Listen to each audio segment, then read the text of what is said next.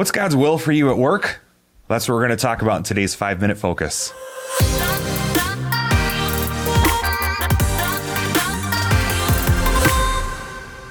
Colossians 3:23 says, work willingly at whatever you do, as though you were working for the Lord rather than for people. And it's Labor Day today. I hope you had a great Labor Day weekend, but tomorrow you're back at it and you're going to work and you're going to clock in for the 9 to 5. And what's God's will for you while you're there? Boy, it's not very often do we really think of that, is it? It's not often that we think, well, God has a will. I should work in a certain way or have a certain attitude at work or behave in a certain way at work. We don't think about that. And to be honest with you, what God instructs us to do is a high calling. I've never seen my boss as Jesus Christ. Okay? You probably don't think your boss is equal with Jesus. Yes. So, however, as a Christian, our lives are always about something bigger than us. And so this is a great encouragement or great instruction for us when we go to work. What does it look like to work as unto the Lord? Yep. To work as if you're working for God. So what can I do with that? I'm going to go to work tomorrow as unto the Lord. I think there's a couple things that we can do, and we'll keep this short and sweet for you. I think, number one, you can honor your boss. You can submit to them. You know, they have a position of authority over you, and there's plenty of spots where Paul writes about, hey, people in position of authority over you are put there by God. Respect them, honor them. And honoring them, how does that look? Hey, don't ever cut them down in front of other employees. Always talk positive of your boss or the owner of your company. Do what they say, even if you don't agree. Say, even if they're not watching. Even do things, do more and beyond what they ask you to do is a way of honoring your boss. And I think that if we work for Christ, honoring him would be part of what we would do. What else would we do? I think we can encourage the people around us, our coworkers, managers, things like that.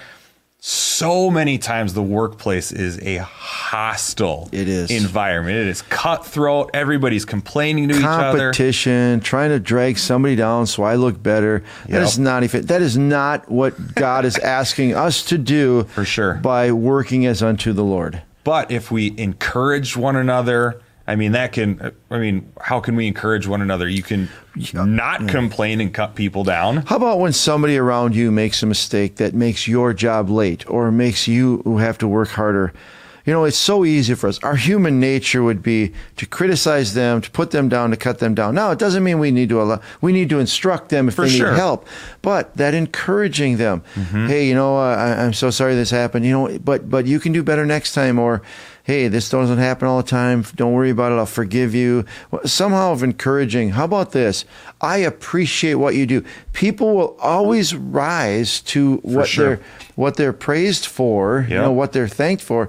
They will rise to that level. If we keep putting our coworkers down, competition, trying to reveal I'll tell you what, it can be a terrible mess. And you know what? Then nobody wants to do a better job. Our job as working as unto the Lord is to encourage one another that we all do better. So as you do better, I'll do better. I can't do better and look good if you don't do your job. So let's encourage one another. We all make mistakes. Don't bury somebody when they make a mistake. Encourage them. For sure. And I think the third thing we can do is we can serve the people around us or below us, especially if you're making... Isn't that a swear word? Serve? Yeah. It is in today's culture. Wow. What do you mean serve? I get paid more than them. I'm the supervisor. Don't they have to worship me? I think if we approached our jobs with not, I'm getting paid $11 an hour or whatever it is, but I am working for God. I will help other people rise so that we can all accomplish something together is incredible. I think anytime that we say, I'm not getting paid for that, that's not on my list of responsibilities, whatever. There's certainly, everybody has responsibilities. Yes. But to hire ourselves, raise ourselves, whatever the word is not, it's not what a Jesus follower would do, right? I just love this idea of servanthood. If you have any responsibility, if you're over other people, your actual job is to serve them. It's to provide everything they need to make sure and make their job as efficient as possible. Here's the question. If you have people under you, you should be asking them, what can I do for you to help you be more successful? Yep. That's your role in serving. We don't use that word, but that's what it is. As a matter of fact, I remember a lot of times, and you and I talk about this, the higher you go up in leadership, the less freedom you have, the more servant you become. Yep. Jesus being the greatest example at all, he's the head of the church. He served and he became a servant. Why? To give us that example, to serve the people that are under us or that we are responsible for.